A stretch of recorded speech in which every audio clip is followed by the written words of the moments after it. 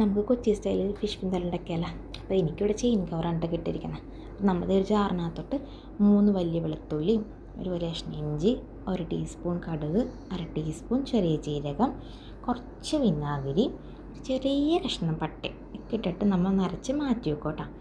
എന്നിട്ടൊരു ചട്ടിക്കകത്തോട്ട് കുറച്ച് എണ്ണ ഒഴിച്ചിട്ട് 2 വലിയ സവാള, കുറച്ച് വേപ്പില, 3 പച്ചമുളക്, ഇതെല്ലാം നന്നായിട്ടൊന്ന് വഴറ്റണം. കാരണം ഒരുപാട് അങ്ങോട്ട് മൂപ്പിക്കണ്ട, കുറച്ച് മൂപ്പിക്കുക. എന്നിട്ട് നമ്മൾ ആ കൂട്ടുണ്ടല്ലോ, ആ കൂട്ടങ്ങോട്ട് ഇട്ട് അത് നന്നായിട്ടൊന്ന് ഇളക്കുക. അപ്പോൾ ആ കൂട്ടൊന്ന് മൂക്കണം കേട്ടോ. എന്നിട്ട് ഇത്തിരി മഞ്ഞൾപ്പൊടി, എരിവിന് ആവശ്യമുള്ള മുളക് പൊടി. ഞാൻ ഇവിടെ 5 ടീസ്പൂൺ ഇട്ടിട്ടുണ്ട്. അപ്പോൾ നിങ്ങളുടെ ഇഷ്ടത്തിന് നിങ്ങൾ ഇടുക കേട്ടോ. അപ്പോൾ അതൊക്കെ ഒന്ന് നന്നായിട്ട് ഇളക്കിയിട്ട് അതൊന്നും അതിൻ്റെ പച്ചമുളക് മാറുന്നവരൊന്ന് ഒന്ന് ഇളക്കിക്കൂട്ടുക കേട്ടോ. അപ്പം ഞാനൊരു പാത്രത്തിനകത്ത് കുറച്ച് വാളമ്പുളി വെള്ളത്തിട്ട് വെച്ചിട്ടുണ്ടായിരുന്നു. അപ്പോൾ അതും അങ്ങോട്ട് ഒഴിക്കണുണ്ട്. അപ്പോൾ കുറച്ച് വെള്ളം അല്ലെങ്കിൽ ചാറ് വേണമെന്നുള്ള ആൾക്കാർ കുറച്ചും കൂടെ അത് വെള്ളം ഒഴിച്ചിട്ട് കുറച്ച് ഉപ്പൊക്കെ ഇട്ടിട്ട് അങ്ങനെ അടച്ച് വെച്ച് തിളപ്പിച്ച് ഇത്തിരി കുറുകി വരുമ്പോഴത്തേക്കും നമ്മുടെ ഈ മീൻ അങ്ങോട്ട് ഇട്ടു. എന്നിട്ട് നന്നായിട്ടൊന്ന് ഇളക്കിയിട്ട് ഒന്ന് വറ്റിച്ചെടുക്കുക.